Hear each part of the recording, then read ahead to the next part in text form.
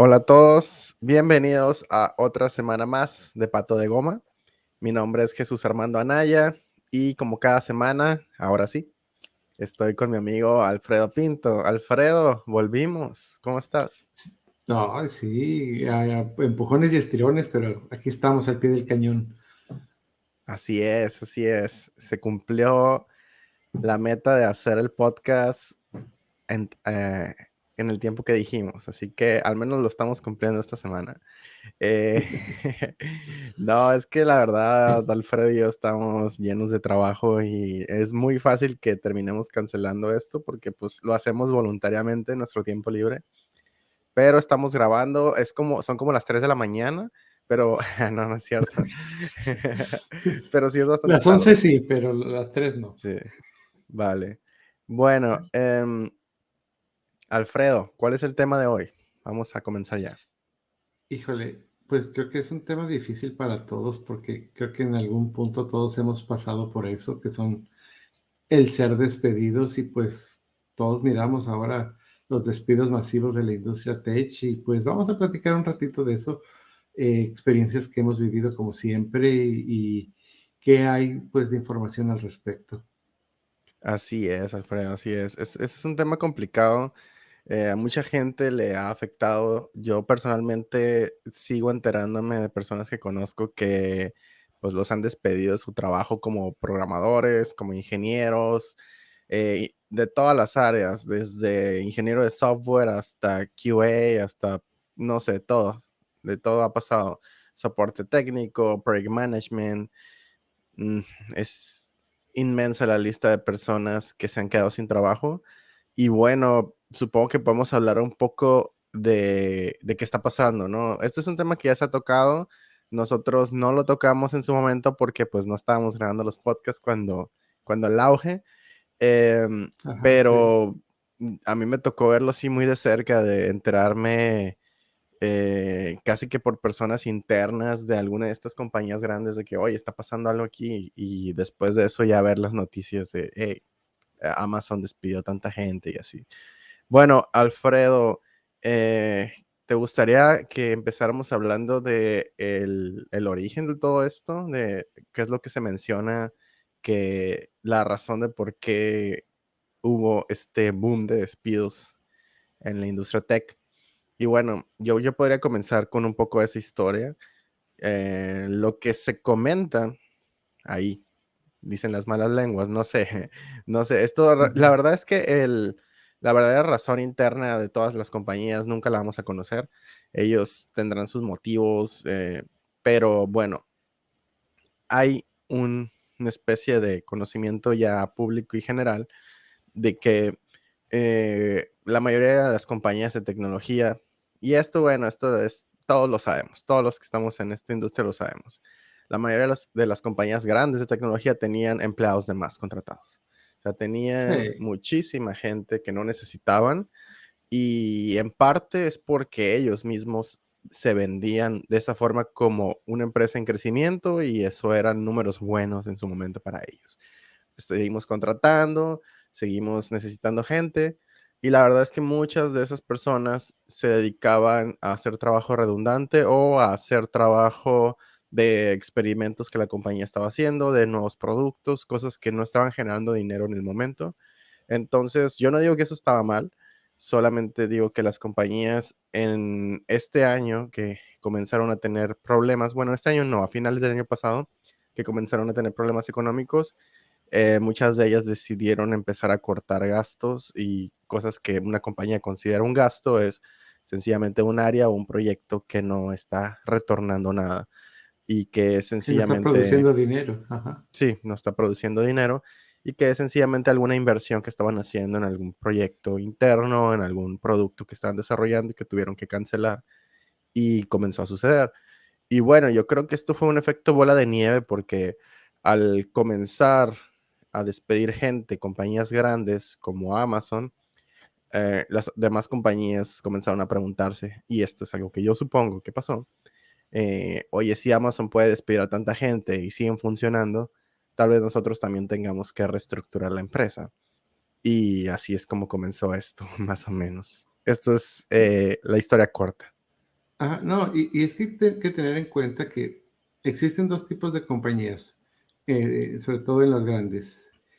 Las que tienen su desarrollo in-house, o sea, sus programadores desarrollan para la misma compañía, como un Facebook, como un Google y cosas por el estilo, Amazon también, y las que tienen un grupo de desarrolladores que son para subarrendar a otras compañías. Puedo decir nombres, pero mejor me los Sí, todos los conocemos. Y sí. sobre todo en estas segundas compañías, es muy bien sabido que tienen como una sección de programadores que cuando termina un proyecto no los despiden o no los liberan. Simple y sencillamente los mantienen ahí entretenidos porque a veces es tan caro el contratar un programador nuevo que le salía al principio más barato cuando había mucha demanda de programadores, tenerlos ahí para que cuando se encontrara un nuevo proyecto los asignaran. Entonces, la última compañía grande que en la que estuve de este tipo, entraba yo a las juntas, de gerencia y decían, ya no hay tantas ventas, ya no hay tanto requerimiento de nuevo proyecto y este grupo de personas que no tenían asignadas un proyecto seguía creciendo y seguía creciendo y empezaba a pesar. Era una política de la empresa que no corrían ese tipo de personas y pues recientemente pues se anunció un despido masivo, sobre todo de estas personas de esa empresa. Sí, sí, yo llegué a ver eso en compañías donde estuve. Llegué a ver eso de tener gente en la banca, les decían. Ajá, em, Tener gente en la banca, o sea, sencillamente tu proyecto se canceló, el cliente terminó el contrato, pero como dices, es muy caro y muy tardado conseguir gente nueva, entonces vamos a tenerlos aquí en un proyecto interno o haciendo cualquier cosa mientras conseguimos asignarles un proyecto que sí genere ingreso. Entonces, bueno, este es el caso de algunas compañías pequeñas, más que nada consultoras, pero bueno, es que las compañías grandes tienen gente por todos lados, o sea, yo creía hace algunos años que una compañía del tamaño de Meta o de Amazon solamente tenía contratados empleados internos en su propia nómina, pero con el tiempo he conocido gente que trabaja para estas empresas y que están subcontratados, que están incluso casi que como freelancers y aún así trabajan dentro de estos equipos.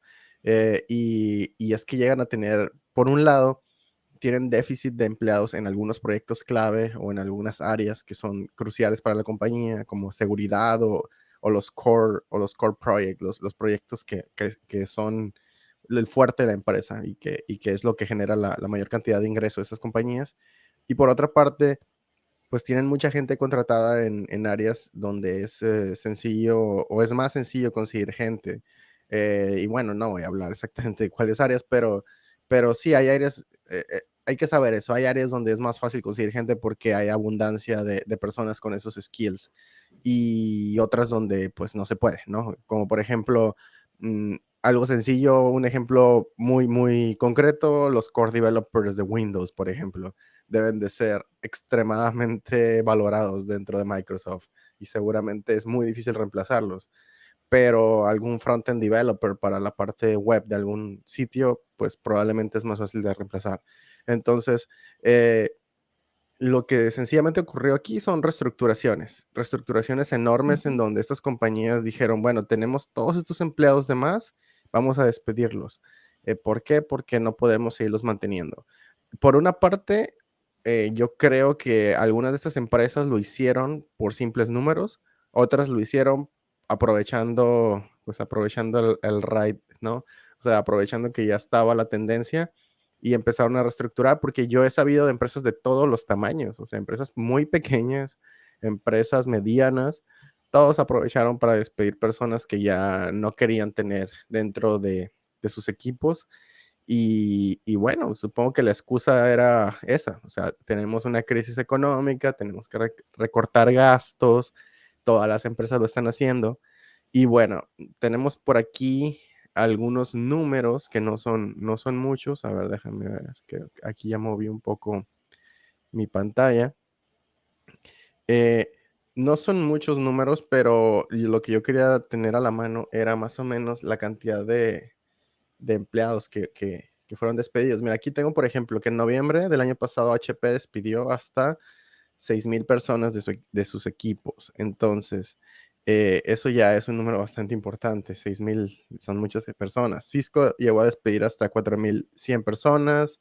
Eh, Amazon es uno de los más grandes perdón, sí, uno de los más grandes despidos, hasta 20,000 empleados.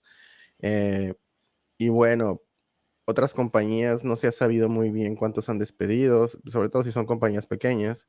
Aquí estoy viendo únicamente las grandes. Aquí tengo a Salesforce que despidió 9,000 empleados. Ahora, no nomás hay que irnos con los números de que, mira, Salesforce despidió menos. No, lo que pasa es que muchas de esas empresas sencillamente sus equipos eran menos grandes. O sea, si nos vamos a porcentajes, yo creo que en porcentajes algunas despidieron incluso porcentajes más altos que Amazon, porque pues tenían menos gente y despidieron aún así a muchas personas.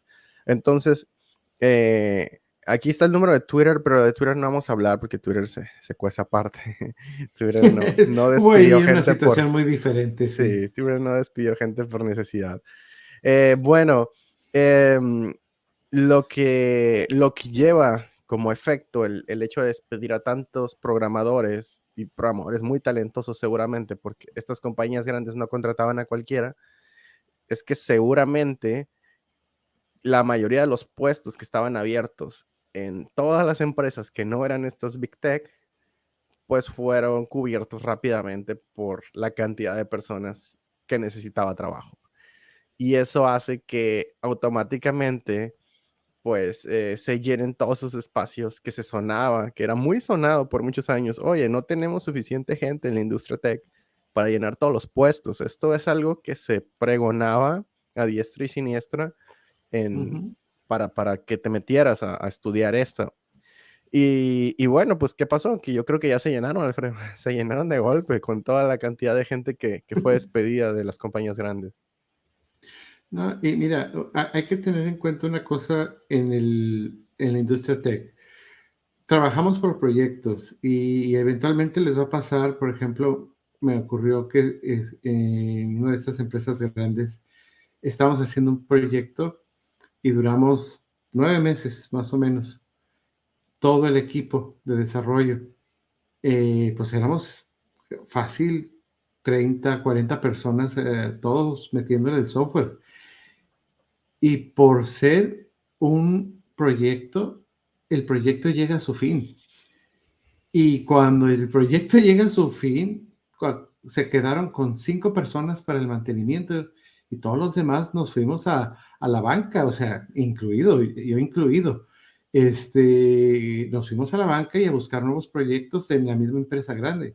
Entonces, es normal que después de cierto tiempo, pues se llegue a cierta madurez en las empresas y las compañías y pues todas las personas que habían participado en el proyecto se termina y van a la banca y pues libera el recursos y que quedan ahí sin hacer nada y pues, ¿qué se hace en esos casos?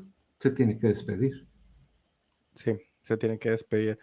Em, Esto es lamentable. Creo que nunca lo habíamos vivido de esta forma. Desde que yo tengo memoria, el trabajo en la industria tech no ha bajado. Al contrario, subía y subía y subía. Ujú, Era ujú. evidente que en algún punto esta burbuja iba a reventar. La verdad, la primera vez que yo escuché el término de burbuja tecnológica o de burbuja de la industria tecnológica fue como en el 2011. Así que esto tenía mucho tiempo prometiéndose y jamás sucedió hasta ahora. Y probablemente ni siquiera sucedió por las razones que en aquel momento se decía. O sea, probablemente sucedió por otras causas. Pero bueno, si quieren investigar más el tema de Internet, a este punto está lleno de artículos, lleno de personas que se han dedicado a investigar qué sucedió. Y sí, hay mucha especulación también. Lo que me gustaría comentar ahora no es el cómo es que sucedió, sino qué va a suceder ahora, porque ya está pasando, estamos en medio de esto, lo estamos viendo. Le comentaba a Alfredo que este fin de semana pasado, al que estamos grabando este podcast, tuve la oportunidad de asistir a la PyCon en Estados Unidos, que es la conferencia de Python más grande del mundo.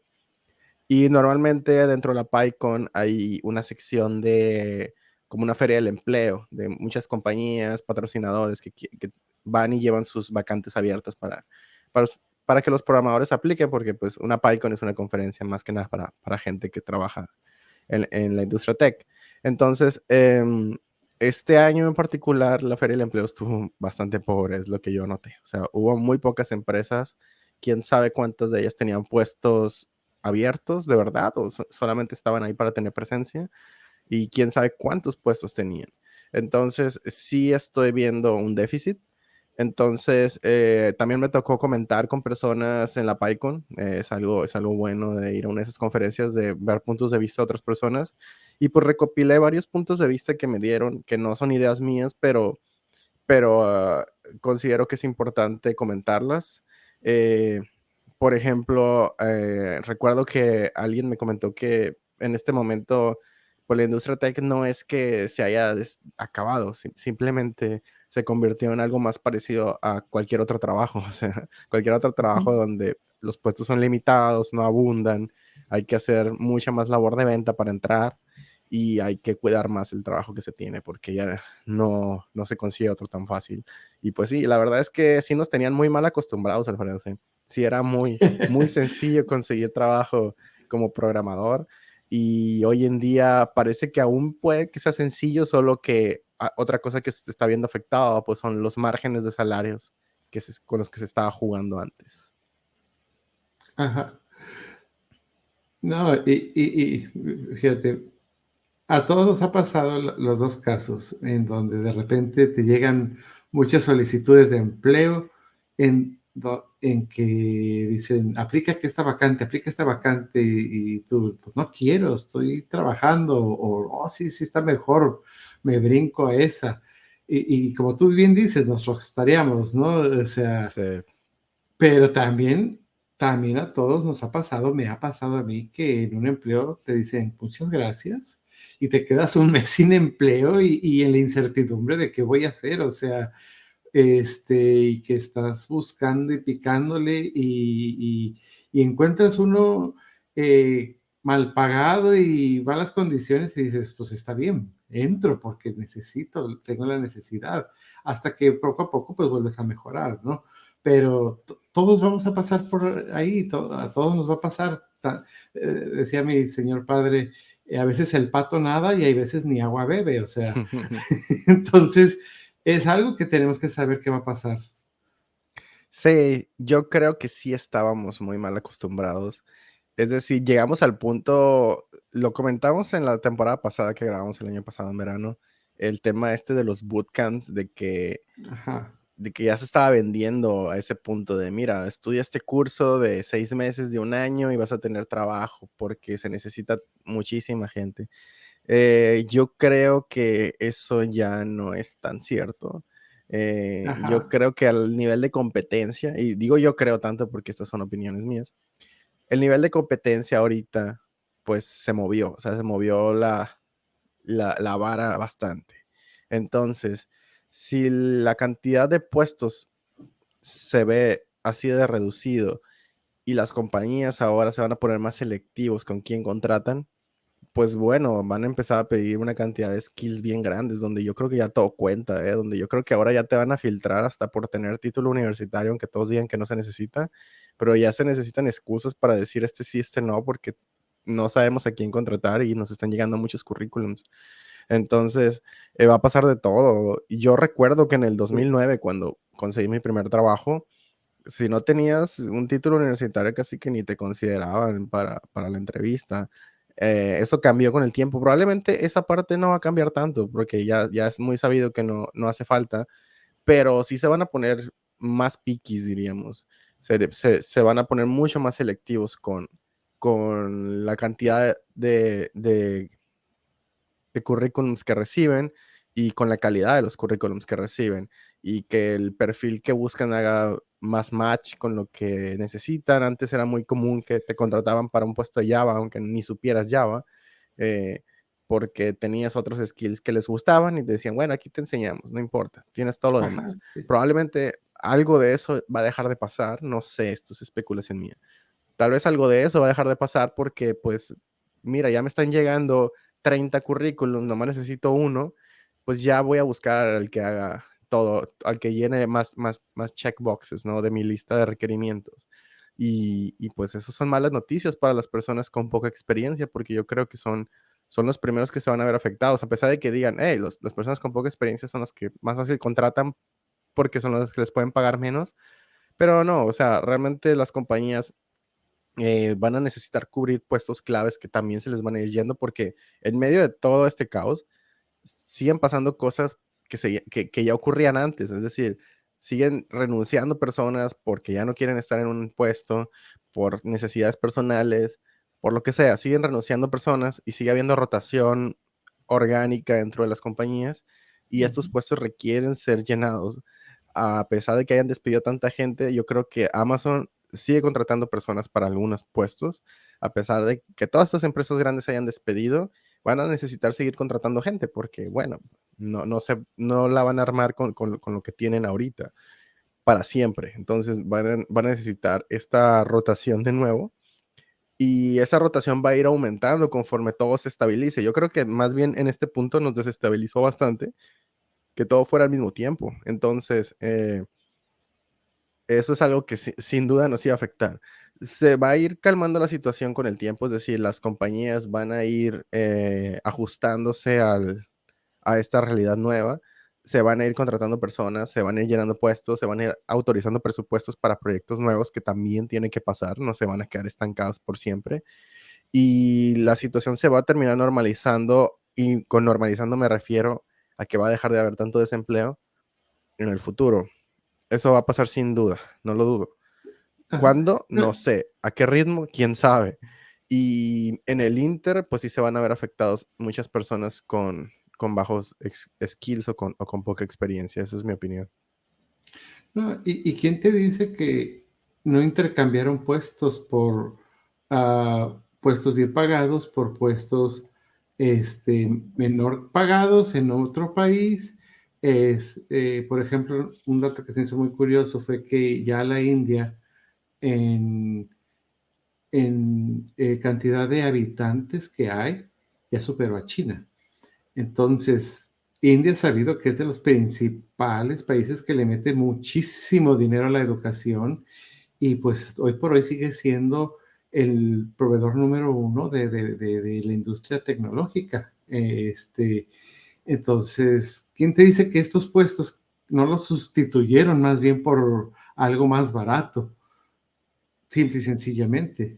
De hecho, estoy seguro de que eso está ocurriendo. Es decir, que muchos puestos, digamos, de presenciales en Estados Unidos con salarios altos, salarios de 200,000 al año, un salario de esos, Exacto, o sea, fue reemplazado por un puesto remoto para alguien en Latinoamérica, tal vez, por un salario 4 veces menor. Entonces, eso seguramente está pasando hoy en día. Pero los detalles de todo eso, pues no los vamos a saber de forma pública. Nos podemos no, enterar por amigos, por conocidos, de situaciones muy puntuales, pero no a nivel general los promedios de con qué frecuencia esto ocurre o en qué volumen esto ocurre, eso no lo vamos a saber. Sencillamente yo creo que eso va a pasar, porque es lo más fácil. Es decir, mira, necesitamos toda esta gente, pero también queremos ahorrar dinero. Y ya estamos probando desde hace años, desde que comenzó la pandemia, estaban empezando a probar con contratar gente de forma remota, con contratar gente de forma remota en otros países. Algo que sí creció fueron las compañías que se dedican a manejar nóminas internacionales. Compañías como Deal, que es la única que se me viene a la cabeza, de hecho, Deal, que es una empresa muy, muy popular para este tema, que Deal llegó al punto donde al principio te contrataban de forma, era más que nada como un intermediario de pagos para mandarte dinero al país donde estuvieras, pero hoy en día ya abrieron oficinas en varios países y ya te contratan legalmente dentro de ese país, así, ujú, un manejador de nómina.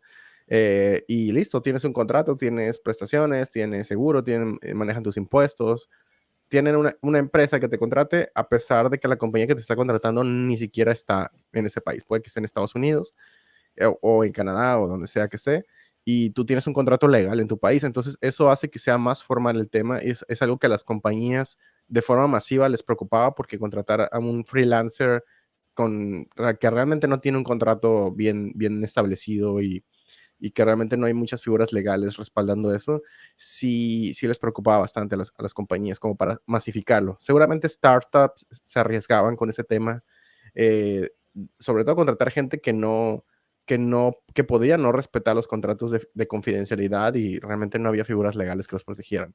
Entonces, hoy en día es un poco más formal este tema del trabajo remoto, lo cual puede ser una buena oportunidad para la gente en Latinoamérica, porque puedes conseguir probablemente más ofertas. He visto mucho trabajo remoto. Fíjate que eso sí lo he visto, sí lo he visto subir Ajá, un poco. sí. El trabajo remoto en Latinoamérica, en México, en Colombia, prácticamente en cualquier país de Latinoamérica. Y, pero las ofertas presenciales y sobre todo el tema de las ofertas que te daban visas para moverte a otro país han bajado Ah, se muchísimo. cayeron, Han bajado, sí. sí, sí, sí, pero muchísimo. Ya es muy, muy difícil moverte. Eso de sáqueme de Latinoamérica, yo creo que en este momento no va a ocurrir, amigos. Mejor acomódense bien en sus casas. No, y ajá. No, y haz de cuenta que ha habido, por ejemplo, muchas empresas, hablando precisamente en esa parte del trabajo remoto, que han querido ya revertir de regreso a la oficina, de regreso, o aunque sea parcialmente, unas horas en la oficina, otras horas en casa. eh, pero ha sido muy difícil como que, para los programadores de que, pues, ya probaron las mieles de trabajar remotamente y regresar a eso, Sí. híjole, es todo un tema, bueno, que no es el de ahorita, ¿verdad? Pero que en cierta manera afecta mucho porque las empresas están decidiendo de que, ¿no quieres trabajar en mis condiciones? Pues, al rato te despido o no te contrato. Sí, sí, exacto. O sea, las empresas están comenzando a recuperar ese poder que habían perdido y que los programadores nos habíamos rockstareado un poco. En ese Sí. tema de que, oye, mira, yo pongo mis condiciones y si te gusta, ahora las compañías son las que tienen el poder y ellos son los que dicen lo mismo, oye, yo pongo las condiciones y si te gusta y tienes que venir a la oficina. Sí me han llegado ofertas de trabajo así de, oye, ¿no te interesa trabajar aquí? Nada más que es presencial. Y yo de que no, gracias. No quiero mudarme de ciudad y no quiero ir a la oficina. Ajá, exactamente. A mí me gusta aprovechar la posibilidad de trabajar remoto mientras se pueda, sobre todo porque soy muy vago y me gusta moverme de vez en cuando. Eh, pero fíjate que yo creo que ya va a ser la norma, ya eso es algo que va a volver.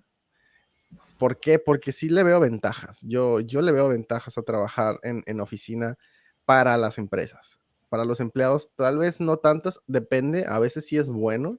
Yo he notado que en juntas presenciales, sí, en la oficina, se resuelven cosas mucho más rápido y es más fluida la comunicación que de forma virtual, donde es muy fácil mal administrar el tiempo y romper mucha comunicación crucial para algunas cosas. Es que depende mucho la disciplina de cada uno.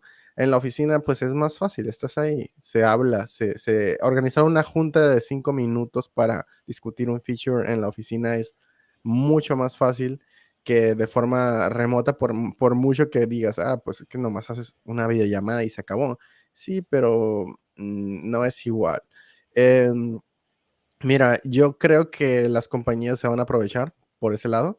Por otro lado, hay compañías que sencillamente ya tienen una política de no oficina y yo creo que a quienes les está funcionando lo van a continuar haciendo. Estoy hablando de que las compañías que estaban bien con las oficinas van a querer volver, pero los que manejan política en oficina, pues son los que te comento que pueden ser una buena oportunidad para la gente de la América Latina, porque seguramente están contratando personas de toda América Latina y repito, hay que saber hablar inglés para esos puestos. Sí, sí, por favor, Sí. estudien inglés. Sí, no, ni lo duden.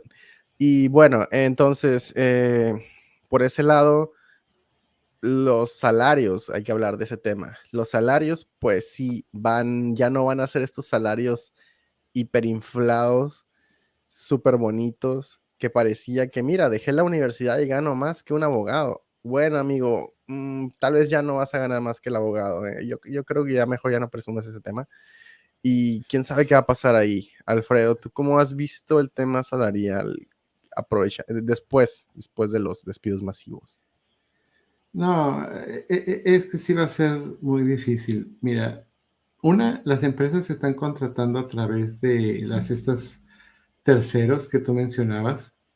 Y fíjate que estas empresas contratadas por terceros encarecen mucho el recurso porque pues se tienen que llevar su tajada y Sí, es a veces hasta el del 50%, obviamente porque tienen que, entre que pagar impuestos y costos, pero pues aparte su ganancia, eh, y terminan ofreciéndole o sea, te consiguen el trabajo estas empresas, bueno, sí, pero están en un punto en medio en donde le es barato para, digamos, en el mercado de Estados Unidos, por poner un ejemplo, y son bien pagados para alguien en Latinoamérica, pero ellos se encarecen el recurso al final de cuentas cuando están en medio.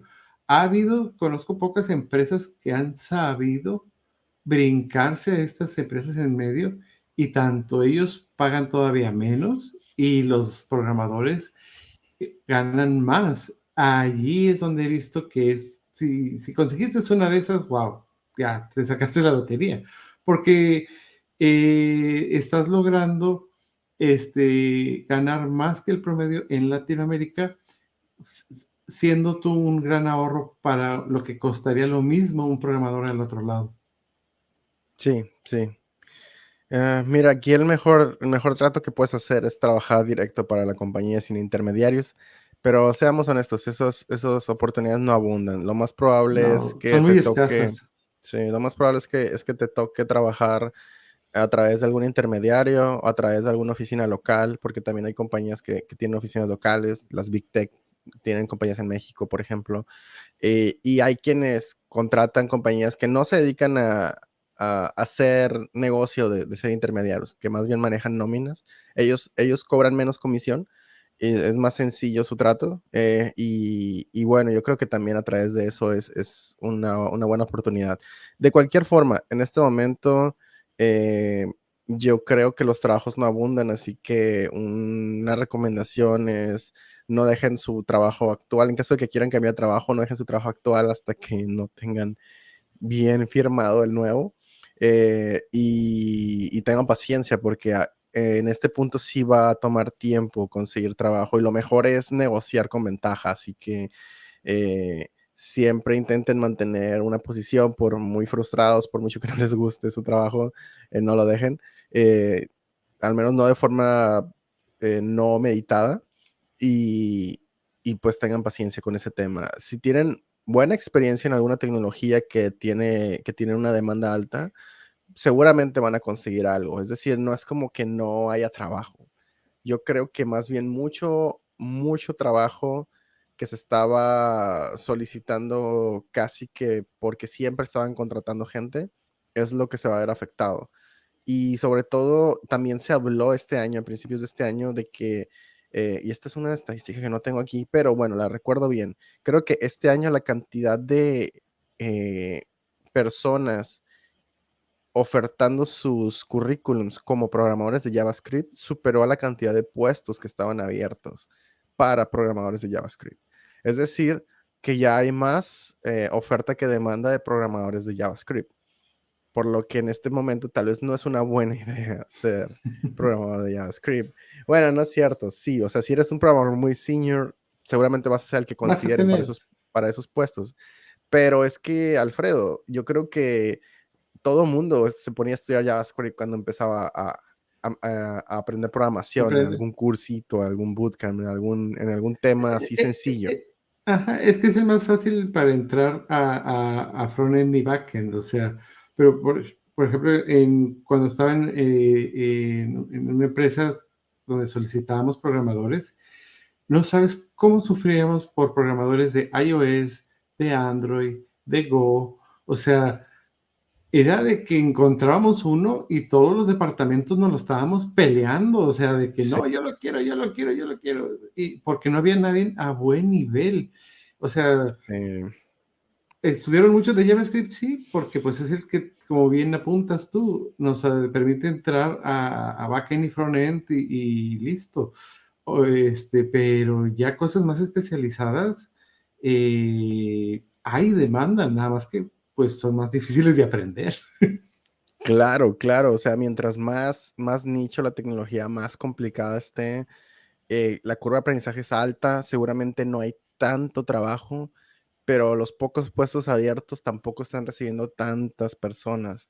Entonces, sí es como cerrarte un poquito, volverte tú también más selectivo, pero seguramente puedes negociar mejor. El problema aquí es que toma mucho más tiempo conseguir ofertas cuando te vuelves muy experto en algo que no tiene tanta demanda.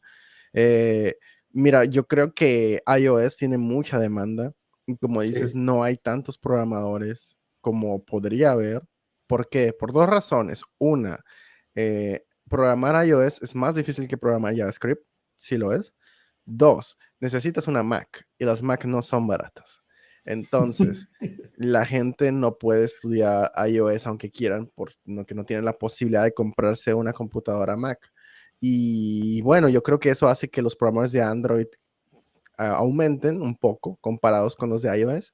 ¿Por qué? Pues porque Android lo puedes programar en cualquier computadora y yo creo que casi cualquiera que tiene un smartphone, lo más probable es que tenga un Android en lugar de un iPhone. También esa es otra, tienes que tener un iPhone para poder programar en iOS, para poder hacer pruebas. Probablemente ya no, pero es lo recomendable. Ahora, seguramente te va a ir mejor programando Android que programando JavaScript en este momento, pero si tienes la posibilidad de aprender a programar en iOS y quieres aumentar la posibilidad de tener trabajo en los próximos años, yo creo que es un buen camino a seguir. Conozco personas que tienen una Mac y se la compraron para programar en JavaScript, entonces no, Ah, tal pues no. vez podrían aprovecharla para hacer un switch ahí de carrera. Si de verdad les interesa ese tema, igual no es obligatorio. Les digo, sí va a haber trabajo también para JavaScript, solo que en este momento tal vez no es el mejor lenguaje de entrada, pero ya no sé cuál es el mejor lenguaje de entrada, sinceramente. No, es que, bueno, siempre se ha dicho por verdaderos seniors, lo más importante es que uno aprenda a hacer aplicaciones porque el lenguaje al final de cuentas es la herramienta, porque una vez que llegas a cierto nivel, agarrar otro lenguaje no te supone un problema porque ya tienes estas bases de saber cómo se construye un sistema, qué problemas te va a dar, cómo vas a lidiar con usuarios y cosas por el estilo. O sea, lamentablemente a veces se enfocan mucho en las herramientas y no en la ingeniería y pues eso causa el problema de que cuando se acaba el trabajo para esa herramienta o ese lenguaje o ese sistema operativo, pues te quedaste sin nada. Pero Sí. si tienes realmente las bases para hacer sistemas y para dar solución a los problemas de una empresa, vas a poderte cambiar de herramienta sin ningún problema.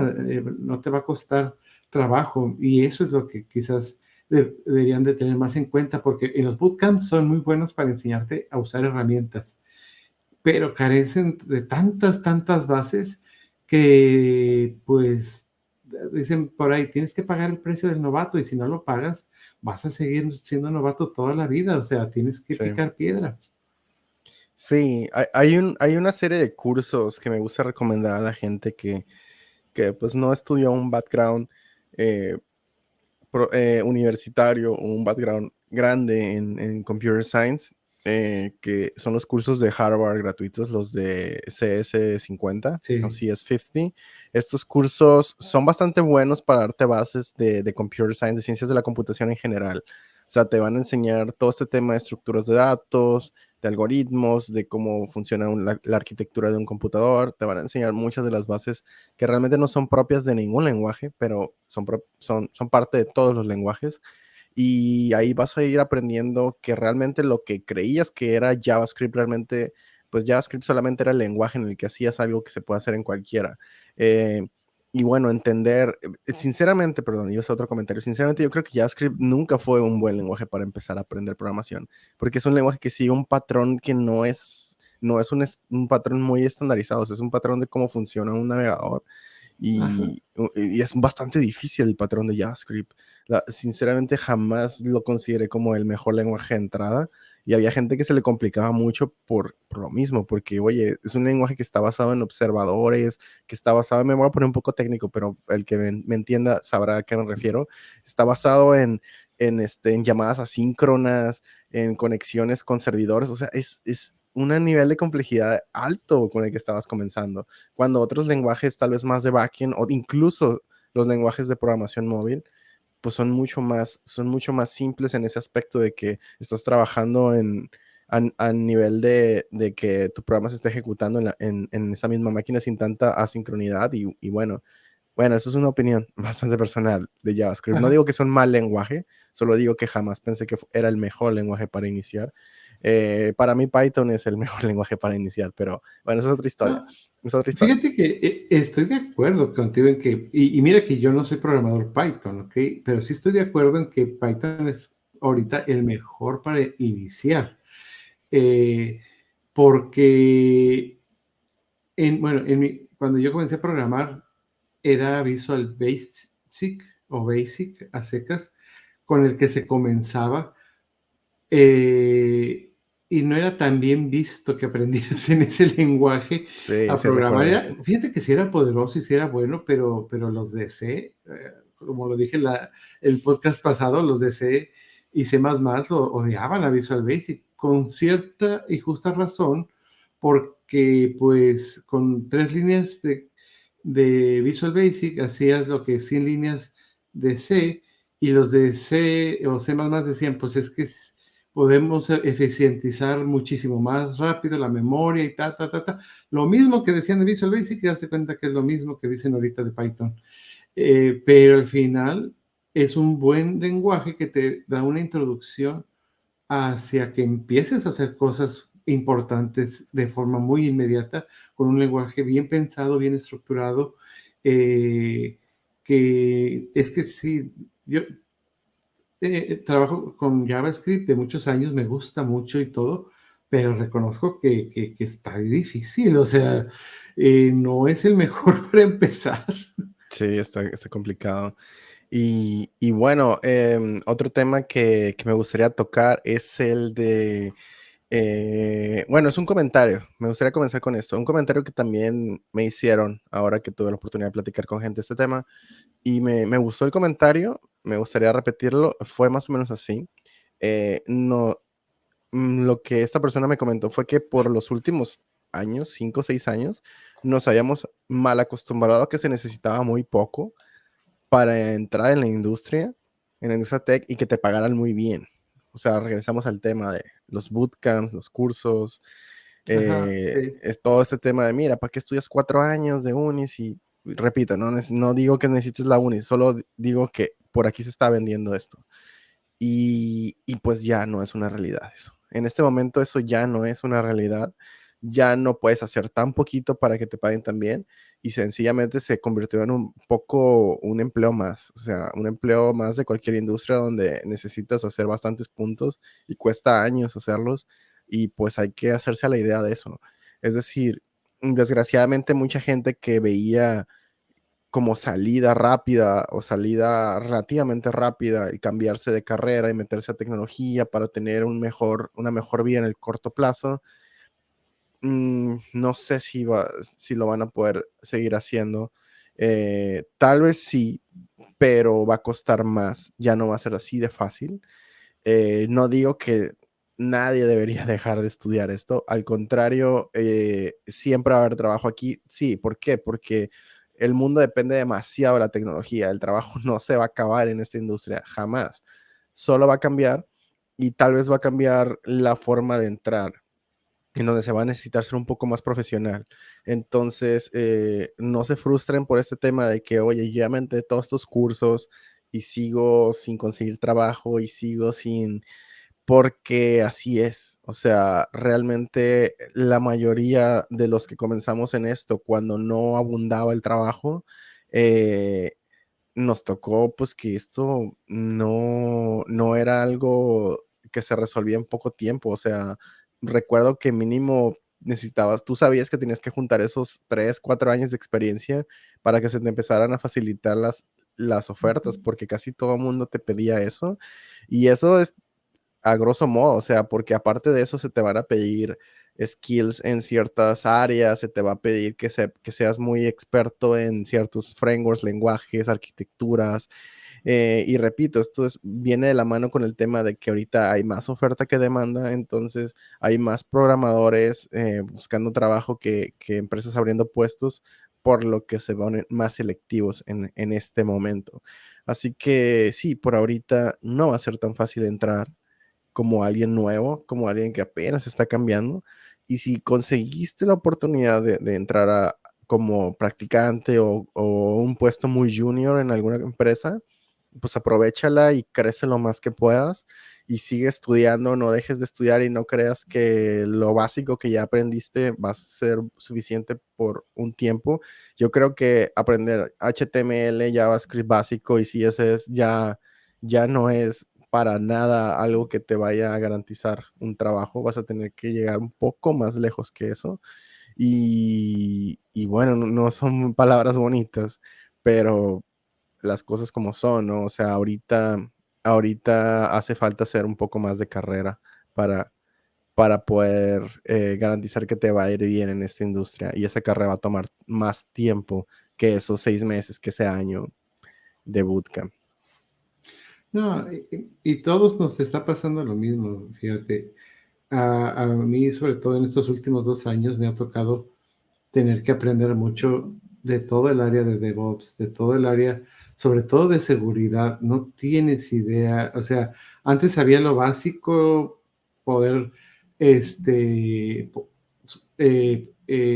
a un servidor instalarle todo lo necesario para que corriera la aplicación y listo, y ya, ¿no? Pero ahora no, o sea, ahora te vas envolviendo cada vez en más y más cosas que son requeridas por estándares, son requeridas por ejemplo, en la empresa donde trabajo, decían, la empresa necesita un seguro por si los hackean.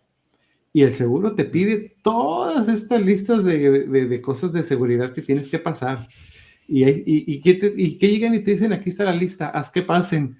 Entonces, ya no quieres tu trabajo o que se lo den a otro de que sí sepa. Entonces, pues tienes que entrarle a aprender. O sea, y dices, pues mis 20 años de programador aquí no sirvieron de nada.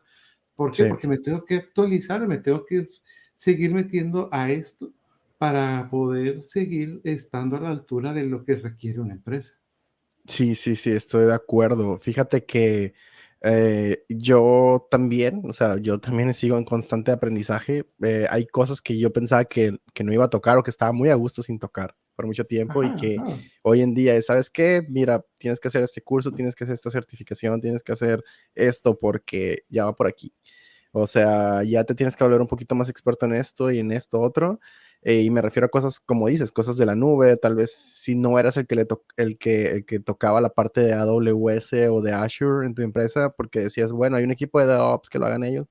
Te Ajá. recomiendo que ya estudies ese tema y que ya no Tienes que, dependas ajá, tanto. Sí, que no delegues tanto de esa forma porque recuerden, compañías selectivas van a empezar a buscar a ver quién pueda acoplarse mejor al equipo y tal vez ya no van a querer ese developer tan rockstar que nada más mueve las 5 cositas que él dice que le va a mover y ya. Y exacto. bueno, volverse un poco más multidisciplinario y sí, sí, continuar estudiando, no puedes dejar de aprender. Pero eso es algo que siempre hemos hablado, Alfredo. En esta industria no puedes dejar de aprender, es muy cansado. Esa parte sí jamás la he disfrutado, es extremadamente cansado. Recuerden, la tecnología avanza muy rápido, las cosas cambian muy rápido y tienes que estar al día. Entonces no puedes quedarte muy atrás, porque quedarte muy atrás o no hacer nada, perdón, es empezar a irte para atrás aquí y no, siempre tienes que estar estudiando.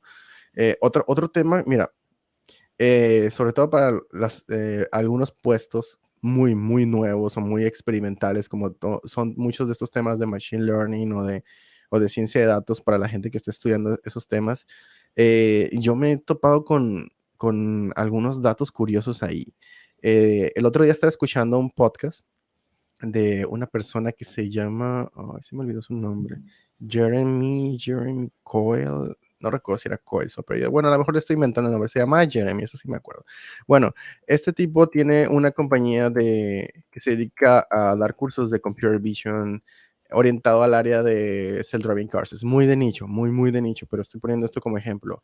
Y él hablaba acerca de estas compañías que están haciendo experimentos con deep learning, con inteligencia artificial, con vehículos que se manejan solos, robótica, esas cosas. Y creo que en ese podcast alguien le comentó, oye, ¿qué nivel de estudio crees que tiene que tener alguien para entrar a un puesto de estos, ¿no? Estos de investigación. Y no sé, o sea, como que la persona que lo estaba entrevistando, porque era un podcast de entrevista, pensaba que el tipo iba a decir algo como, no, pues la verdad es que no hace falta que estudies nada, con que te hagas un curso y lo que sea. Y el tipo como que se pone serio y dice, mira, lo que yo he visto es que es de maestría para arriba. Y como que yo también me sorprendí un montón, porque es la primera vez que escucho que alguien dice eso en una pregunta de ese tipo, porque siempre la respuesta era, no, no necesitas tener una escuela, ¿no? Con que muestres experiencia y lo que sea. El tipo dice, mira, la verdad es que las compañías yo he visto, porque como él tiene una escuela que se dedica a entrenar gente para que entre a este tipo de proyectos, pues recibe mucho feedback de sus estudiantes y le comentan, y es lo que dice él en su entrevista, que mucha de la gente, que muchas de estas empresas dicen que te pueden contratar sin tener este tipo de preparación, ¿no? Que mira, quien sea puede Ujú. aplicar, pero ya eso es lo que dicen. Lo que sucede es que las personas que filtran o las personas que entrevistan o las personas que leen los currículums tendrán unos sesgos personales en donde tal vez ellos sí tengan doctorados, donde tal vez ellos sí tengan esas maestrías y empiezan a decir, mira, necesitamos gente para hacer investigación de esta área. Entonces, la gente que tiene experiencia haciendo investigación son los académicos con este perfil.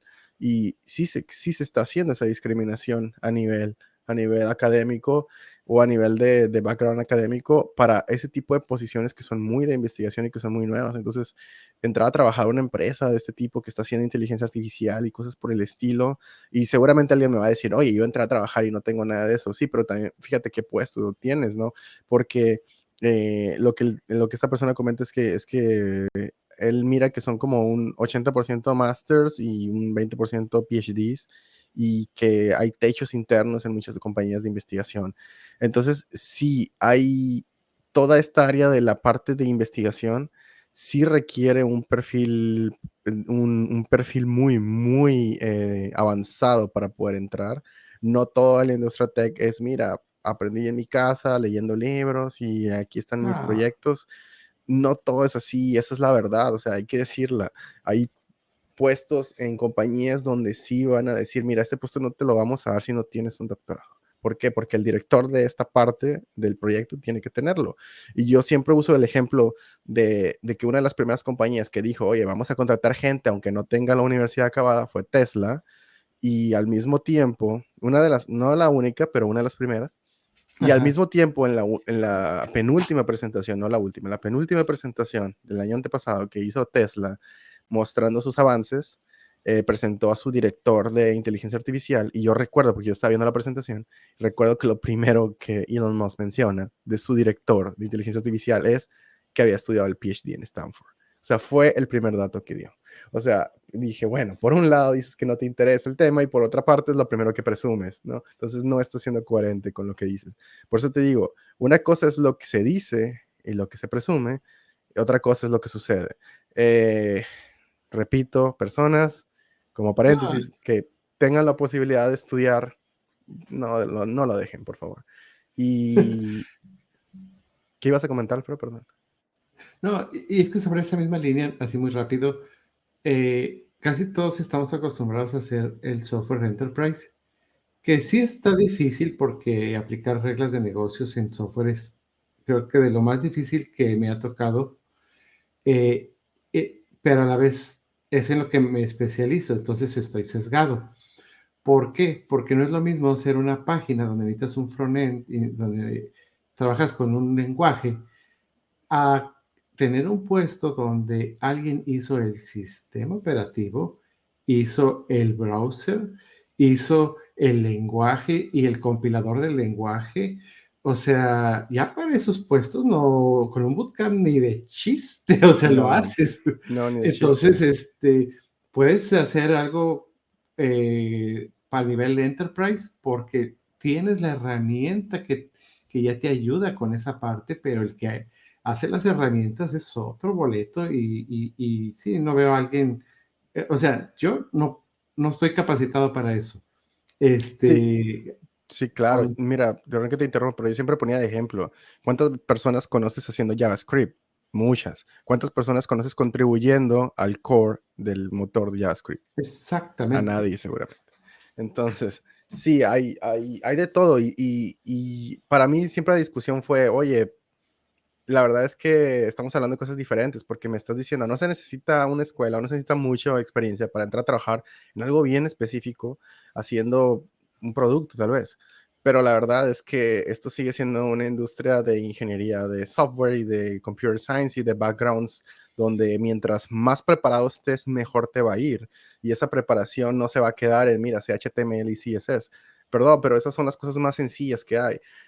Yo Ujú. creo que deberías irte mucho más allá y meterte de lleno lo más que puedas y buscar, juntarte con personas que estén metidas en cosas muy, muy, muy profesionales para que tú también tengas esa posibilidad, porque esos son los puestos que comentamos al principio que rara vez se ven afectados. Pero, repito, son muy de nicho, son muy específicos, requieren un montón de carrera y todo eso suena, ay, no, qué flojera, no me voy a meter ahí. Es más fácil por acá, porque mira, si sabes React, te va a ir bien.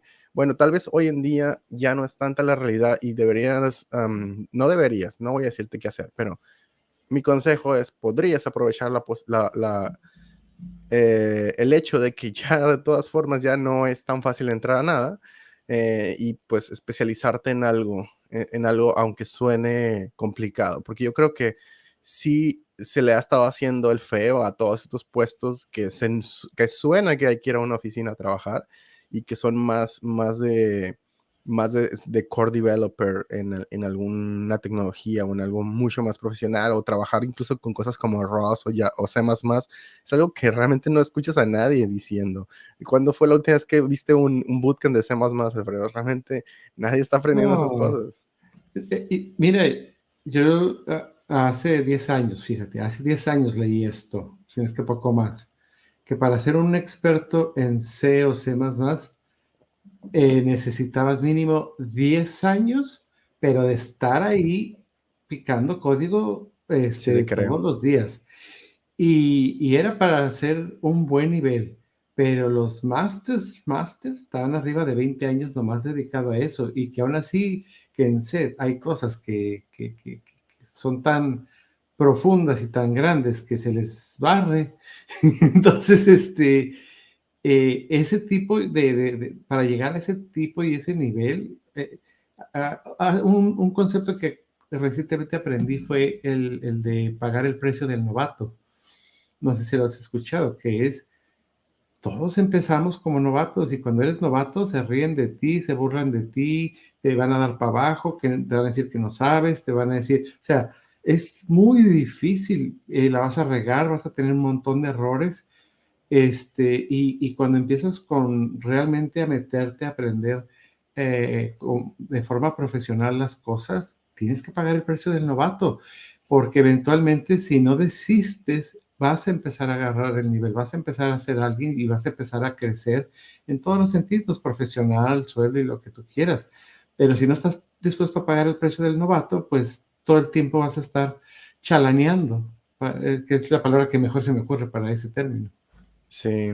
Mira, tal vez toqué este tema de contribuir a este tipo de proyectos fuertes o de especializarte a ese nivel, porque, bueno, como comenté al principio, recientemente tuve la oportunidad de ir a la PyCon y conocer y poder platicar con las personas que son los core developers de Python, que son los core developers de este framework, Ujú. que son las personas que están detrás de todo esto y darte cuenta que esta gente existe, que esos puestos de trabajo existen, que las personas con esa capacidad son de verdad y gente que muchos de ellos por curiosidad propia llegaron hasta ese punto de, mira, yo soy la persona que hace el código de C del intérprete de Python y digo, ok, esto no abunda y esto no se menciona y la gente no aspira a esto.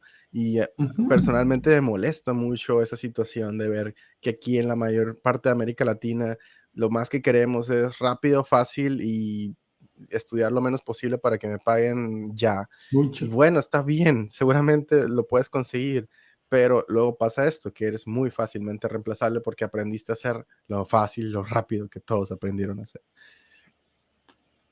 Muy bien. ¿Qué No, quieres comentar de eso, Alfredo? Ya tenemos que empezar a cerrar el podcast. no, de hecho, eso era creo, lo último que quería comentar, de que estoy totalmente de acuerdo. ¿Quieres quedarte con lo básico? Muy fácilmente vas a estar entre esta ola de despidos en cualquier crisis. O sea, tienes que seguirte preparando. Te digo, aún en mi caso, con 20 años y pico de programador, tienen que seguirlo en áreas que ni me imaginaba que me iba a tener que meter, como DevOps y seguridad. ¿Por qué? Porque tienes que dar ese valor a la empresa, o sea, las empresas al final del día, fíjate que yo he visto que para muchos desarrolladores ven su trabajo como si les estuvieran pagando un hobby, como un Ujú. Leonardo da Vinci patrocinado por el rey para que pintara sus obras maestras. Sí. Pero no es así, o sea, es una empresa que su único fin de existencia es generar dinero a los dueños, y en el momento que uno deje de ser esa, ese engrane que genera dinero, te van a quitar, te van a sacar, y debes de estar muy consciente de eso si es que quieres tener puesto por un largo tiempo o poder brincar a un lugar mejor. Es con lo que tienes que jugar al final del día. Alfredo, hoy escuché una frase de esas de Facebook que me gustó y que creo que es apropiada para el momento, que la frase decía más o menos así, es, si tú crees que algo es posible, vas a buscar la forma de hacerlo. Si tú Ajá, crees que algo es imposible, vas a buscar excusas para no hacerlo. ajá, Entonces, el qué tan lejos vas a llegar aquí y qué tan adentro crees que te puedes meter de la industria tech y qué tan experto crees que te puedes volver en algo, va a depender de cuánto te la creas y de qué tan bueno tú mismo crees que tú seas. Entonces, mi consejo es, si quieren tener un poco, no crean que van a ser inmunes, pero un poco de blindaje contra este tipo de despidos masivos, sean personas muy expertas en algo, sean personas muy buenas en algo y sean pues muy profesionales en su trabajo. Y aunque los despidan por razones ajenas de que la compañía quebró, sencillamente eso, ya no puedes hacer nada va a ahí. existir eso también, sí. Sí, siempre puedes conseguir otro puesto porque tú vas a ser de esos top, recuerda lo que te decía al principio, muy selectiva las compañías. Bueno, tú aspiras a ser de esos top que esas compañías buscan y así te vas a proteger un poco de quedarte sin trabajo en este tipo de situaciones. Y bueno, Alfredo, eso es lo último que me gustaría comentar. Muy bien, ¿no? Muchas gracias por una vez más estar acá dando lata con este podcast. Sí, muchas gracias por acompañarnos. Esta semana, yo creo que este capítulo está muy depresivo, Alfredo. No me gusta terminar así. Más bien voy a agregar otra cosa. Va a haber trabajo para todos, sí lo va a seguir habiendo. No se preocupen. Las cosas simplemente van a cambiar y nos vamos a tener que adaptar y los cambios duelen y cuestan, pero va a pasar y las cosas se van a terminar normalizando y para algún lado se va a ir. Solo hay que estar pendientes de para dónde y irnos para allá también nosotros. Y bueno, Alfredo, ya saben, síganos en nuestras redes sociales, compartan este capítulo. Yo ya los estoy colgando hasta en LinkedIn, ahí también denle share, denle compartir, compártanlo con quien quieran y pues recomienden nuestro podcast. Y bueno, nos vemos la próxima semana, que ojalá sí sea la próxima semana. Haremos todo nuestro esfuerzo, eso que ni qué. Bueno, nos vemos, gracias por escucharnos. Chao, chao. Chao.